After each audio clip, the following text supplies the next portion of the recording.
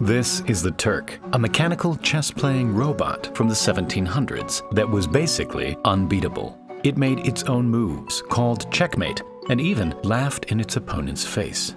For almost 90 years, it toured the world, facing some of the best chess players and historical figures, and beating them all. Hundreds of articles were written trying to expose its secrets, but no one ever figured out how it worked, or if it was actually real or not. Amazingly, the real secret behind this mysterious machine remained unknown for almost 90 years and was almost lost completely when the Turk eventually perished in a fire. We modeled the entire thing to show you how this incredible machine worked and how it managed to trick the entire world for almost a century. The story begins in Vienna in 1769, where a special event was being held by the Empress of Austria. At the event, the audience were being treated to a show by a famous French magician who performed illusions using magnets. While the audience was blown away, one man was less than impressed: Hungarian inventor Wolfgang von Kempelen. He worked for the Empress and promised that he would come back next year with a much more impressive creation of his own. And so, over the next 6 months, in the secrecy of his own home, he constructed the Turk. Kempelen revealed his creation at the next event, and it was an absolute hit. The audience watched on in amazement as this mysterious-looking mannequin came to life, moving around the chess pieces and destroying his opponent. Word spread quickly about the Turk, and soon hundreds of people around Europe wanted to take on the machine. 10 years went by, but the demand to see the Turk was higher than ever, and so Kempelen took the machine out on the road, starting its first European tour in 1783. This is how a typical show would go. At the beginning, Kempelen would go around opening the cabinet doors and inviting people to look inside the machine. Starting with the left door, it would reveal a compartment full of complex machinery. To show that there was nothing hiding behind the machinery, he opened the door at the back and lit a candle so that the audience could see right through the machine. Then he closed the rear door and opened up the main compartment, which was mostly empty. With all the doors open, Kempelen pulled out a set of chess pieces from the drawer at the bottom. The Turk was now ready to play. Kempelen would challenge the most intelligent member of the audience to try and beat the Turk, and almost always the Turk would come out on top. Kempelen and his machine continued traveling across Europe, playing some of the most skilled chess masters of the time. For the final game in France, the Turk went up against Benjamin Franklin. Despite being a chess fanatic, the Turk quickly defeated him with ease. After this, speculation behind the machine's authenticity started to ramp up. While many believed it really was a completely automated machine, some thought it was also being controlled by magnets, and some thought there was a small child operating the Turk from inside.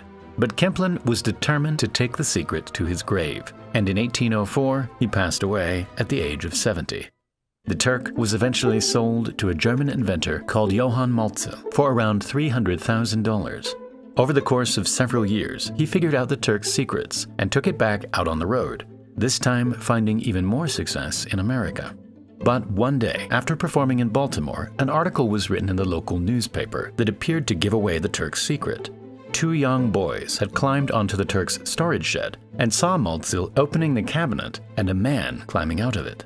A few days later, the newspaper retracted the article because the boys' story couldn't be verified. This is still a problem in today's world. That's why we're working with Ground News again for this video. Invented by a former NASA engineer, Ground News is a news app and website that allows you to compare articles from a wide range of sources to verify information and see the full picture. Every story comes with a quick visual breakdown of the political bias, reliability, ownership, and headlines, all backed by ratings from 3 independent news monitoring organizations. Take this story about Boeing's Starliner. More than 150 news outlets reported on the story, most of which are from the left. You can also see a breakdown of the reliability and ownership, as well as headlines to see how this bias can affect framing. With their bias comparison feature, which highlights specific differences in reporting, we can see that the left and center outlets tended to focus on the number of helium leaks and the affected valves, while right-leaning outlets framed these leaks as a crucial test for Boeing's competition with SpaceX.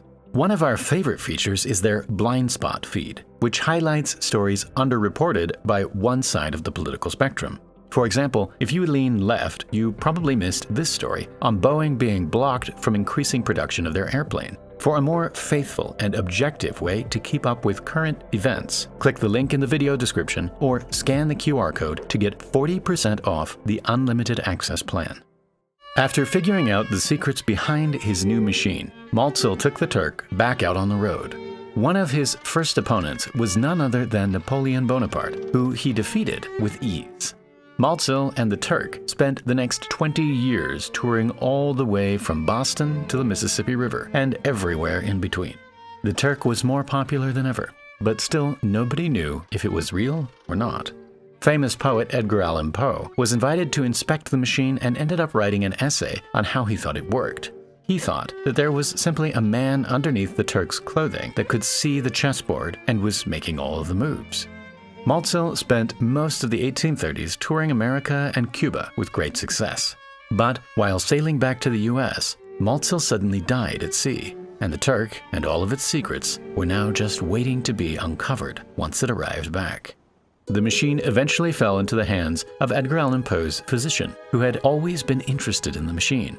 But by then, the Turk was 70 years old, and without a charismatic owner to put on the show, it was eventually donated to a museum in Philadelphia.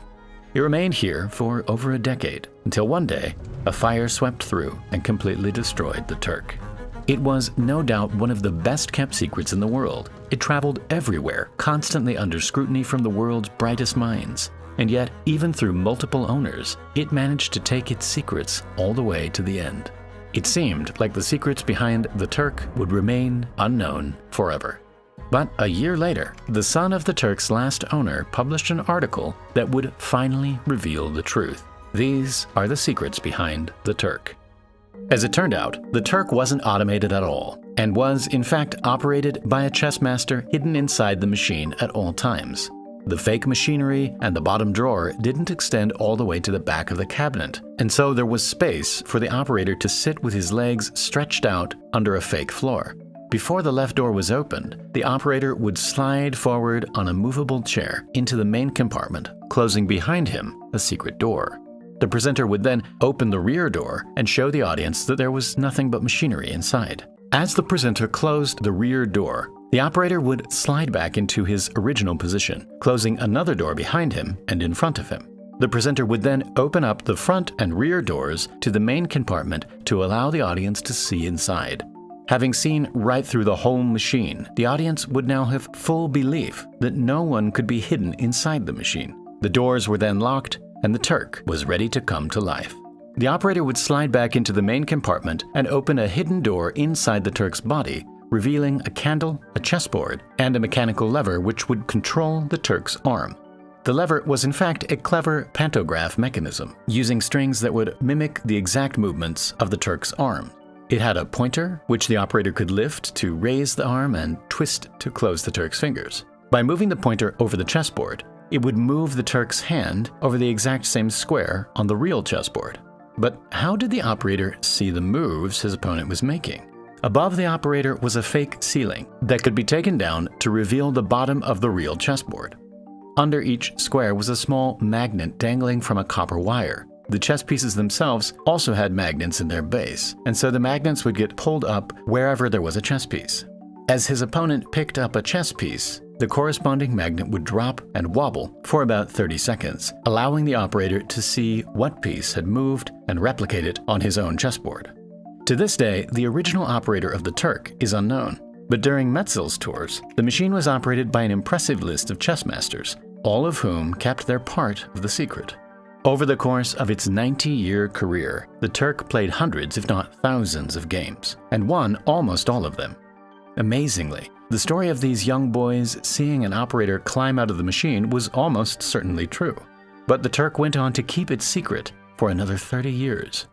And now for the Primal Space giveaway. The winner of the previous giveaway is Marco. Congratulations!